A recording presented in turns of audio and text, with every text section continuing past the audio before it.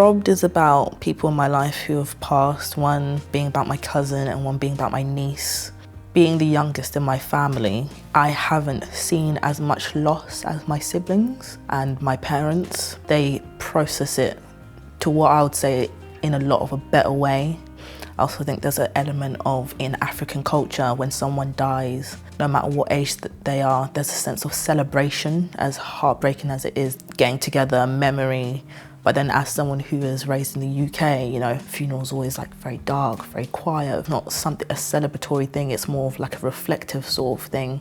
And yeah, it's been interesting trying to process death, knowing about it in one way versus your entire family treating it in a different way. You know, I'd always say to my mum, even with uncles who had passed before I was born, I'd be like, oh, that's not fair, this isn't fair. But my mum was always like, but they lived and they did this and their life was really beautiful and you would have loved them if you'd met them.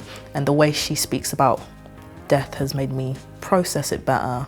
But to me, I see especially premature death as a robbery. And it's kind of like, yeah, you were robbed of another season and I was robbed of you. It kind of feels super unfair.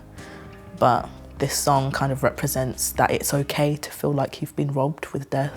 We were perfect strangers, one life torn in two. You were robbed of some, I was robbed of you.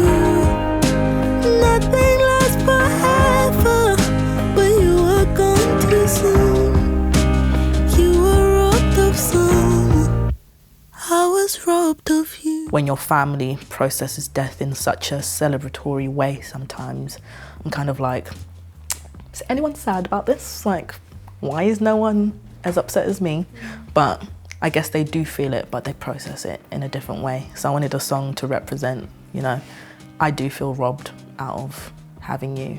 It's that element of processing death, and you know, death is something no one can escape. Even I can't escape it, no matter how hard I try. It's understanding that that feeling is okay to have, and you can feel like that and still be fine after. I think that's the scary thing with death, is that everything else carries on and will forever continue to carry on. Like even, you know, I think I found out about my niece at a music video, no, just 2 days before a music video shoot, and my cousin while I'm in studio, and it's just kind of like, oh, one sec, just need to get a phone call. And then you kind of go back into the space and you're like, something incredibly major has happened. And everyone's like, are you all right? And you're just like, yeah, I'm fine. Everyone's just like, oh, I'm gonna do this after, I'm gonna do this. And you're like, I'm gonna plan a funeral and I can't tell anyone about it. So yeah, I think it's that element of something as major has just ended in your life, but everything else is carrying on. That was one of the most difficult things, processing with death, because it feels like my entire world is ending,